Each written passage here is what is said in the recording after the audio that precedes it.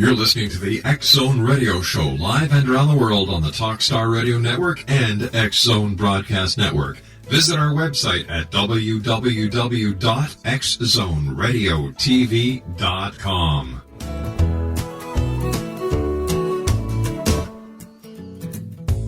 If I had $1 million.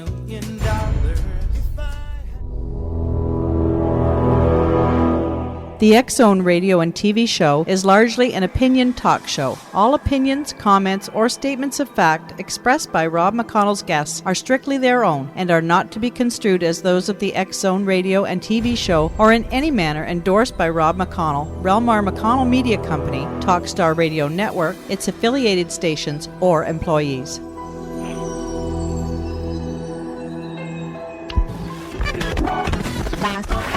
All Hit Radio.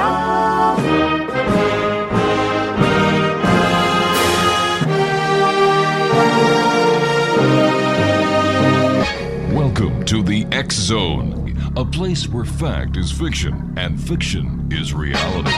Now, here's your host, Rob McConnell.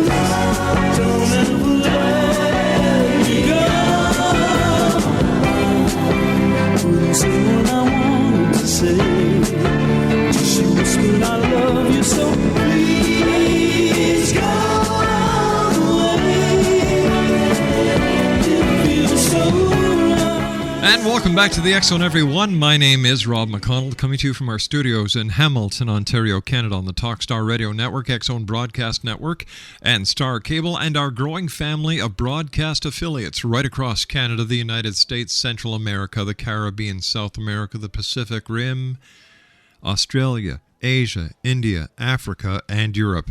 If you'd like to give us a call toll-free worldwide, 1-800-610-7035.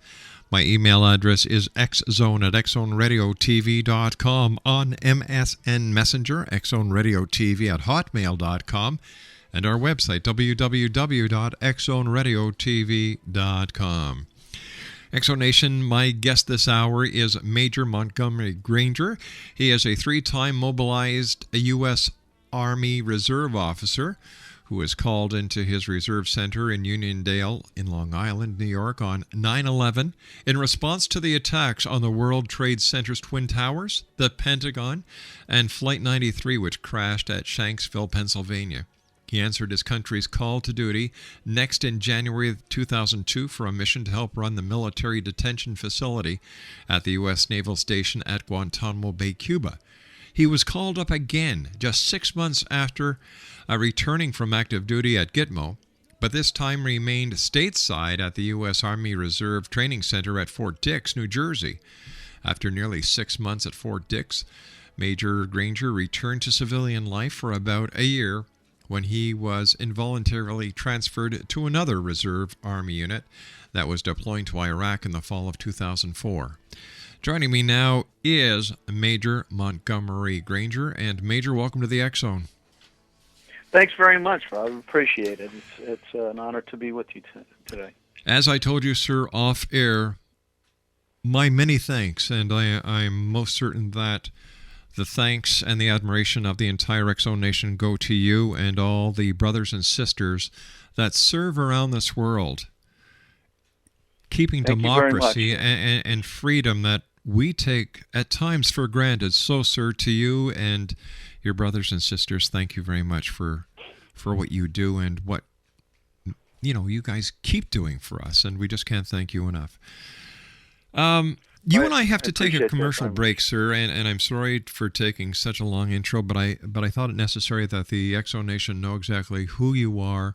3 times, you know, 9/11, Gitmo, and then stateside, and you were telling me before we went to air that, if it wasn't for your wife and 5 children, you'd be going back over to the other side.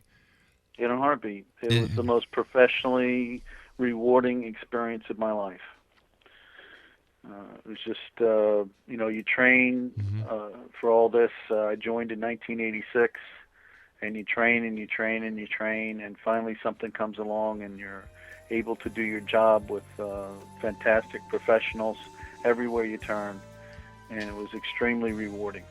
Major, please stand by. You and I have to take our first commercial break, sir. X Zone Nation, Major Montgomery Granger is our special guest. Here's the website, strategicpublishinggroup.com/title/Saving Grace at Guantanamo Bay .html. That'll give you an idea of what we're going to be talking about when we come back from this 2-minute commercial break right here in the X Zone from our studios in Hamilton, Ontario, Canada.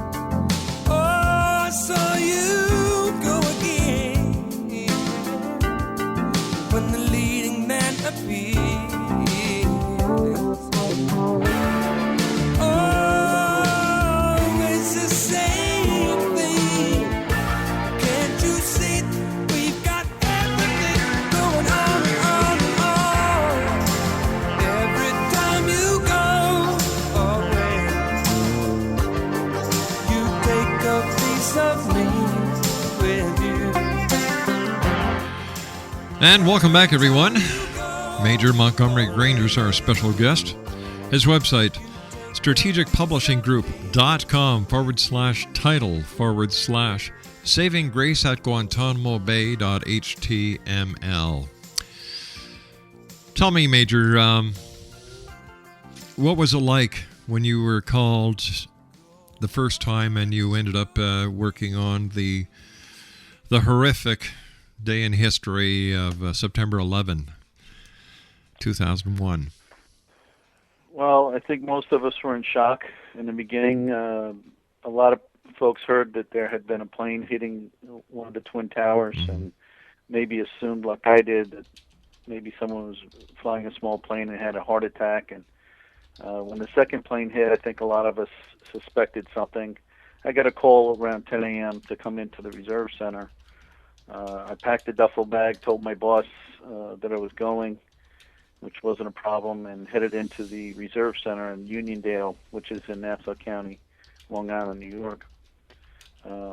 There, I saw many of my colleagues coming in, some of whom had been in the towers, some of whom had witnessed what had happened and were in shock. We maintained an emergency operations center there, which I assisted in for 7 days and was released. Our main job in a crisis such as this is to protect Fort Todd, New York, which back then was the headquarters for the Regional Readiness Command for all reserve forces in the Northeast. So since that wasn't a target, it was not a primary mission. Your second posting was at Gitmo. What was that like, sir? Again, it's sort of a shock. You don't expect to do these things, and when you do them, it takes a while for it to sink in. I think getting there and right away having to assist with in-processing detainees was a wake-up call. because you could see in their eyes that some of these guys were hardcore soldiers of fortune, mercenaries, Taliban, and Al-Qaeda. And some of them had missing limbs. We heard right away that one of the detainees, who's since been released, Australian David Hicks, had promised to kill an American before he left the island, and indeed attempted to do that at every chance. But you don't hear much of that in the papers. You don't hear about the reverse abuse. Tell me, what was there torture or abuse at Gitmo? Well, it kind of went both ways, but from guards to detainees, it was rare and mild compared to what the detainees would do toward the guards. If a guard were to perpetrate abuse, which did happen, or even give the impression of it, he or she was reassigned. Some MPs were so harassed, however, by detainees that they requested transfer from working directly with them. MPs were told that if they harbored strong negative feelings towards detainees, they were to relieve themselves. The abuse towards detainees were things such as disturbing the detainees when they were sleeping, taunting, calling them names, insulting them, cursing at them. These things did happen, but were rare. The detainees would also pick on the guards. They perceived as weak, especially the females. They would threaten the guards and their families. They would hit them, spit on them, throw urine and feces on them, taunt them, and if you would take every opportunity, like Mr. Hicks, to physically fight with the guards. They test the limits of patience and professionalism in the guards. And almost always the guards kept their cool. To get into a fight with the guard, though, was fairly easy. You just waited until the guard entered the cell, which way they would do to put the shackles and chains on to move them either to interrogations or to the showers. The detainee was told to assume the position, which was kneeling with hands behind their back and their back to the gate to their cell. The guard would approach cautiously, but if the detainee was a fighter, he'd simply turn around and start throwing punches and kicking. They usually only got away with this once. Subsequent times, 2 guards or more would put the shackles on. If the detainee refused to assume the position, he was what we call IRFed. It's an acronym, IRF. It stands for Internal Reaction Force. You get 5 of the biggest, meanest, toughest guards in the battalion. You put them all in American baseball catcher's gear with chest and leg and head protection, riot sticks. If there was a fighter or a detainee who refused to assume a position, they got IRFed. Sometimes there were bruises, sometimes broken bones, but the same detainee rarely got IRFed more than once. But there are a few who considered it a sport. Remember, especially in the beginning, you had about 250 guys from over 20 different countries, which means some were Al-Qaeda, some were Taliban, and some were mercenaries and soldiers of fortune, guys not accustomed to being caged up or told what to do. They lived to fight and kill. As for torture, I never saw even the hint of it, nor did I ever hear about anything close to it. The ICRC, or the International Committee of the Red Cross, were all over the mission. They had a trailer just outside the front gates of Camp X-Ray. We met with them formally once per week, and they were constantly roaming around inside and outside the compound and medical facility. It was a very transparent mission. We had nothing to hide and nothing to be ashamed of, and they had very good access to detainees. In fact, told me on several occasions that we, the Americans, were hands down the best at detention operations in the world. They said no one even comes close to the job that we did. Tell me, sir, is Gitmo a deterrent to terrorism, or does it help Al-Qaeda recruit terrorists? I think Gitmo is both. As news of Gitmo spread, I'm sure it was not something that was used to recruit terrorists. The consensus among the first detainees was that they were going to be tortured and then killed. Why? Because that's exactly what most of the detainees would do to us if we were the captives and they were the jailers. Once the releases began, those released could spin their false tales of torture and abuse that took on a life of its own. There were unsubstantiated reports and stories printed in magazines and papers that told lies perpetrated by released detainees. One I remember was the false report that guards had flushed a Quran down a detainee toilet, the new toilets in the cells at Camp Delta. And I knew from being there that the toilet piping was so small that the large Qurans we would give them a standard issue could in no way be flushed, stuffed down the toilet, and indeed, after a while, the story was retracted.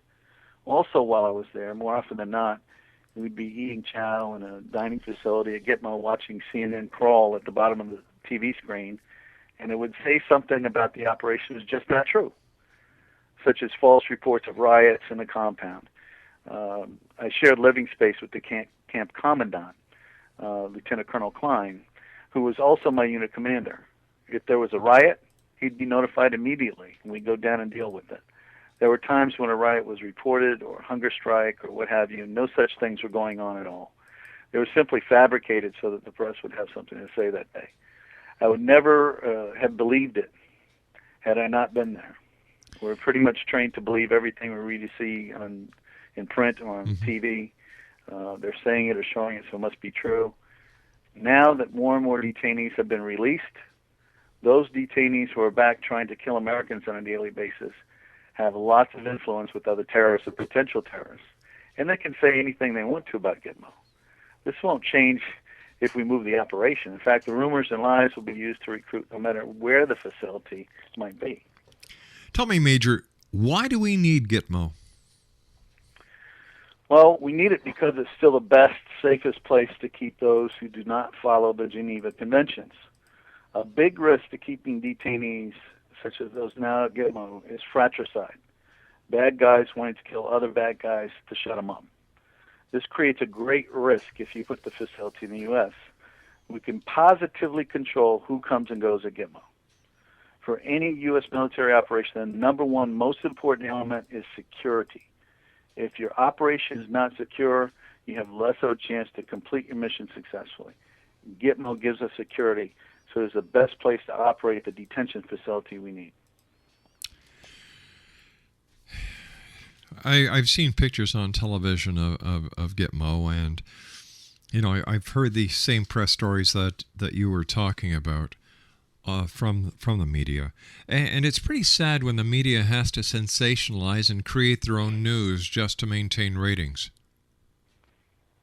Yes, it is, and I had some personal interactions with some of the CNN reporters there. I talk about it in my book a little bit, and try to engage them in conversation, and they kind of admit, it's about the soundbite, it's about getting ratings, it's about being sent down there to get a certain story, and by gosh, they're going to get it, even if they have to make it up.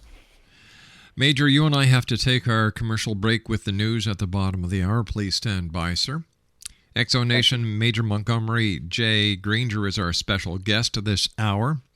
Now, he's the author of Saving Grace at Guantanamo Bay, and here's the website again, www.strategicpublishinggroup.com/title/Saving Grace at Guantanamo Bay.html. That's www.strategicpublishinggroup.com/title/Saving Grace at Guantanamo Bay.html. Major Granger and I will be back on the other side of this commercial break with the news as we continue from our studios in Hamilton, Ontario, Canada, on the Talkstar Radio Network, X-Zone Broadcast Network, and Star Cable. Don't go away. Why do we lose so many tears? Oh, I saw you go again when the leading man appears.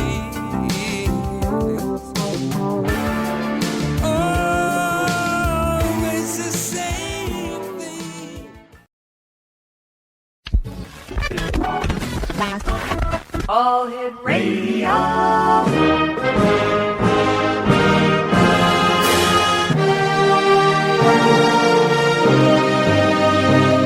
Welcome to the X-Zone, a place where fact is fiction and fiction is reality.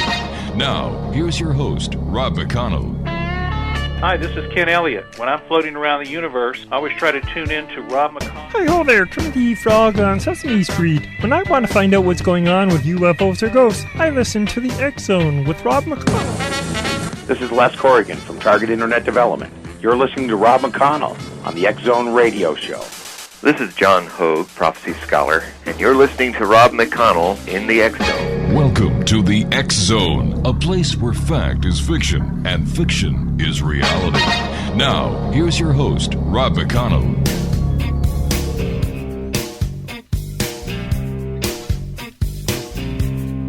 Mustang Sally, guess you better slow that Mustang down.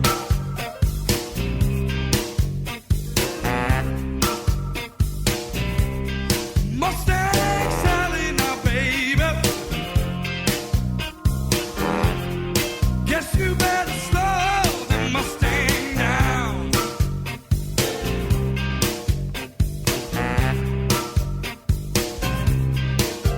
You've been running all over town.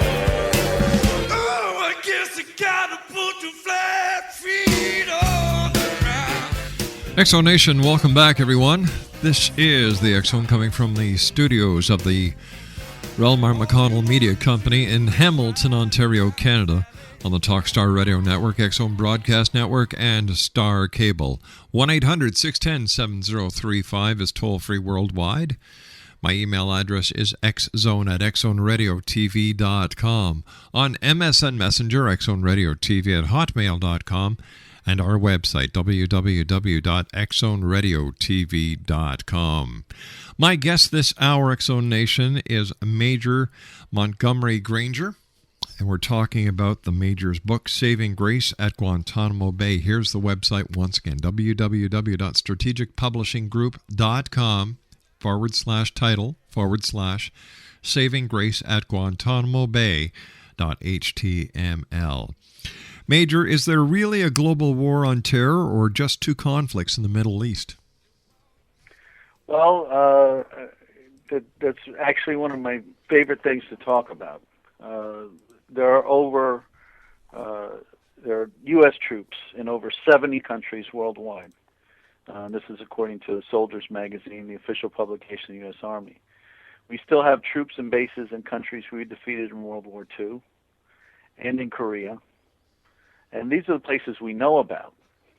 As we talked about before the show, the tip of the spear in this global war on terror is probably our clandestine operations, our electronic warfare, financial warfare, the secret squirrel stuff, not the hot operations in Iraq and Afghanistan, operations Iraqi freedom and enduring freedom, respectively. In fact, we have hot ongoing operations there. And we have been in a global war on terror, or as we say in the military, a GWOT, since November 21st, 1979. And this is going to take us back in history a little bit. November 21st, 1979. This is the date that the first casualty in the global war on terror, Marine Corporal Stephen Crowley, of Port Jefferson Station, which is where I live, New York, where my wife grew up, and she and I have owned a home since '91. Corporal Crowley was murdered in cold blood after busloads of students, actually male Muslim extremists, were bussed to the U.S. Embassy in Islamabad, Pakistan, after false news reports were made regarding U.S. troops taking hold of the mosque at Mecca in Saudi Arabia. In fact, militant Saudis had taken control of Mecca, not American troops. But the truth got out too late. Crowley was posted on the roof of the embassy and was shot in the skull. He was carried to what they called a safe room on the second floor of the embassy, where everyone else in the compound had gathered. He was given medical oxygen and first aid. The siege by the male Muslim extremists, who were later to be funded by Osama bin Laden, continued. As they entered the first floor, they set a bonfire under the second floor safe room, trying to cook alive about 100 or so embassy personnel. Oh, God. Including the mortally wounded Corporal Crowley. Mercifully, and finally, the Pakistani police and Army, who had been absent for several hours while the siege took place, finally arrived on the scene and allowed the quote-unquote students to get back on their buses and leave. But it was too late for Corporal Crowley, who expired as the oxygen ran out prior to the rescue. We need to wake up and stop the denial about the global war on terror. They're not wars in Iraq and Afghanistan. These are operations in the global war on terror. And I think you hear a lot of denial from the administration, U.S. administration. You don't hear this term spoken aloud. You hear about a war in Afghanistan and a war in Iraq. And I think it's just misleading, considering, as I said at the beginning of the question, troops in over 70 countries worldwide. That, to me, is a global war. Speaking about Afghanistan and Iraq, when will the U.S. get out of Afghanistan and Iraq, sir? Well, I think probably never. I mentioned before about having troops in countries that we defeated in World War II. We're obviously not occupiers of those countries. We're friends. We have a habit of making very good friends around the world and keeping them. We're loyal, generous, and powerful. My guess is that we'll retain an advisory presence in Iraq and Afghanistan for generations. In fact, I'd love to be able to go back to Iraq with my family as tourists. The people of Iraq are friendly. They're outgoing, gregarious, and peaceful. It is Al-Qaeda, mostly non-Iraqis, and the former Ba'athist and Republican Guards who have proven themselves to be the bloodlusting terrorists and insurgents. In time, I think they'll either assimilate or be killed. The question is, will we end up in Iran as well? I believe it's almost inevitable the way things are going, and then maybe even Pakistan. But I think we're in these countries, at least as an advisory capacity, for a very long time.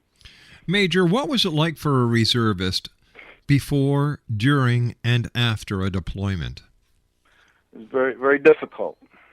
Very difficult. We do have an all-volunteer military, and reasonable people have to know what business the military is in. So it shouldn't be a surprise that when a reservist is activated for deployment, that they end up in dirty, dangerous places. It doesn't mean it's easy or what we might expect it to be. It is harder on reservists and their families, I believe, and their civilian employers, mostly because there's usually little official support for reservists who don't live on or often anywhere near military bases that have all the services and support that our active duty counterparts enjoy. Many reservists make more money in their civilian jobs than they do in their military jobs, and there's no law that says that those funds have to be made up. This creates a hardship on the families when they're deployed. Communication can be difficult during the deployments. It has improved over time, but things change at home, with friends, with family, and definitely with employers. And I think the lack of communication or unreliable communication, especially for those on the front lines, can contribute to those problems.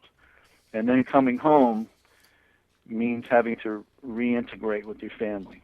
The roles have changed with spouses, and children have different expectations with discipline and routines. And even though there are legal protections regarding reservists in their civilian jobs, there are some employers who test the system. And reservists often find themselves at a disadvantage for promotions. Sometimes jobs are eliminated or employees laid off while the reservist is on deployment. And this can be devastating to reservists and their families. Some reservists end up joining the full-time regular Army as their only career option after losing jobs when they return home. Tell me, are reservists treated differently than active duty military? Yes, I think so, especially at first. When you get into a joint mission, like at Gitmo, and then my unit was so small, just 12 people. Wherever we went, we were going to get attached, and most likely that was going to be to an active duty unit. The active duty soldiers didn't really have a clue about reservists on 9/11/2001. But as the years went by, they learned that reservists are sometimes the better soldier because we are on average older, wiser, and more experienced, sometimes former active duty soldiers, and we have multiple skills to offer to the mission. So reservists who are MPs, which was my units, even though I was a medical service officer, reservists who are MPs are often veteran police officers or prison guards in their civilian work with real-life police experience, as opposed to only military training and limited experience for our active duty counterparts. The biggest difference in how we're treated, unfortunately, and this might come as a surprise to some, has to do with benefits. From medical, dental, and other care to pay and privileges is very different for us. The biggest of these is probably the retirement system. As an active duty soldier who puts in 20 good years, who may never have stepped foot in a war zone, draws retirement pay the day after he retires. A reservist, on the other hand, has to wait until they're 60 years old to draw pay. And it doesn't matter how many years they served after 20. And the reservist pay depends on a point system that reflects his actual duty, which is going to be less. Because unless you're serving on active duty orders, it's just 1 week in a month and 2 weeks each summer. Right. So we're not talking about a living wage after retirement, but we are talking about being paid for the time we put in. It's not much, but why do we have to wait 22 years for pay in the scenario that sees an 18-year-old go into either service and retire after 20 years? It's 22 years of no pension for the reservist. The technical reason is that there is a separate retirement fund for the active duty soldiers. And the reserves have to take the retirement funds of the same pot of money it has to use on beans, bullets, and equipment, etc. It's not fair, and it's just plain wrong. And that, to me, is the biggest difference currently. Why did you join the military, sir? Well, I borrowed my way through college. So when I got out and the loans started coming due, I saw a commercial on TV that mentioned loan repayment. That got my attention. I was a substitute teacher of health and physical education and a coach at the time, so I thought that becoming a combat medic would be a good choice. Prior to that commercial, I had never seriously considered joining the military. However, it became a labor of love. After the loans were paid off, I decided to stay in and became a medical service officer with the infantry, then as a field hospital company commander, then eventually as a field medical assistant for a military police enemy prisoner of war detachment. My service in that capacity has been, like I said before, the most professionally rewarding work of my career. And as I told you, if I were not a husband, a very lucky father of 5 beautiful children, I'd be going to Iraq soon with my former unit. For listeners who may be wondering what they can do with their lives? I think what is most impressive to me are those who joined the military after 9/11. I am completely blown away by the fact that we continue to meet our recruitment goals. And I would say if you've ever thought about serving your country, now is not a better time than now.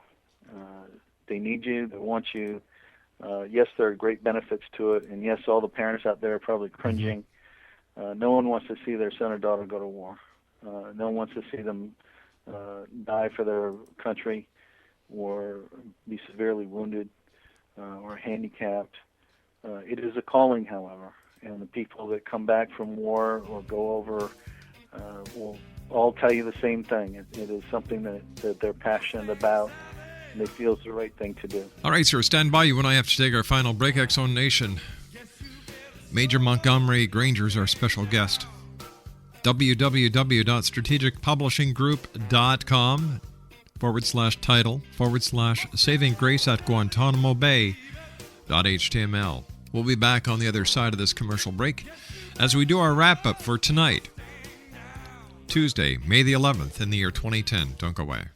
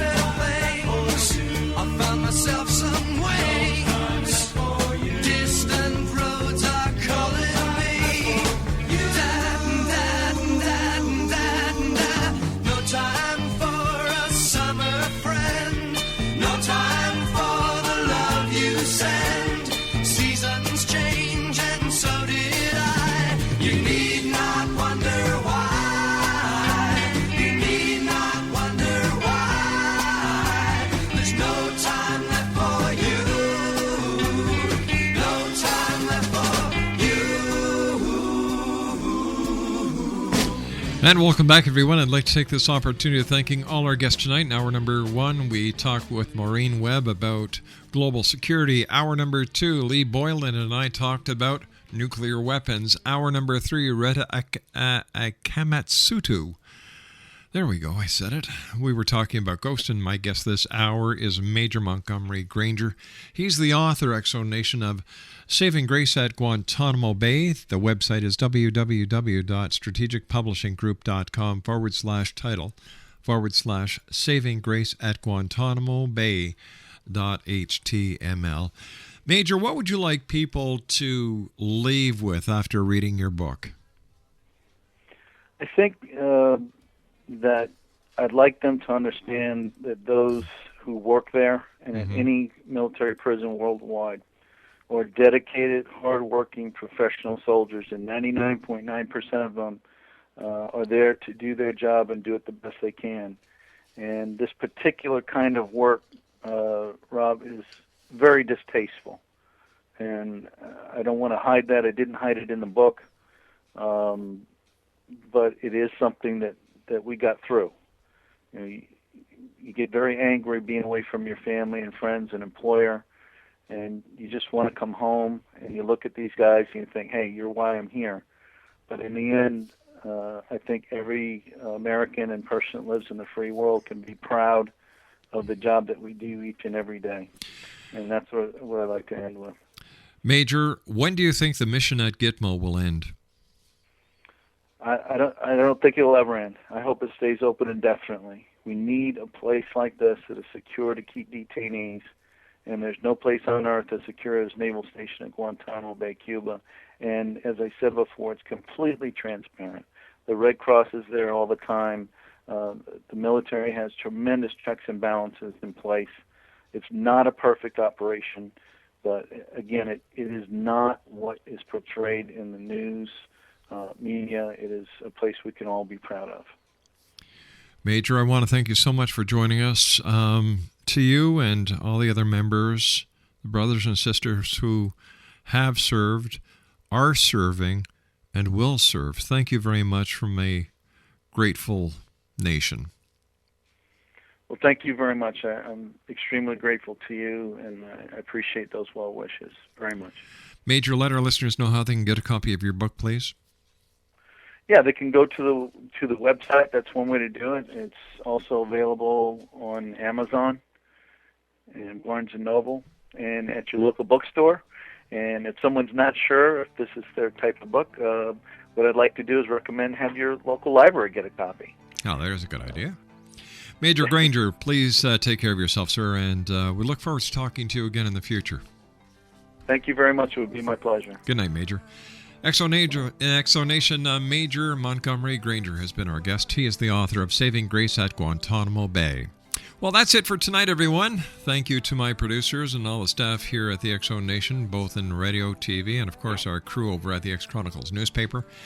And to you, the Exonation, thank you for allowing us to be part of your day or night, no matter where you are on this great big planet of ours. So until tomorrow night, when once again we meet here in the X-Zone, always remember to keep your eyes to the sky and your heart to the light. Good night, everyone. You don't have to go home, but you can.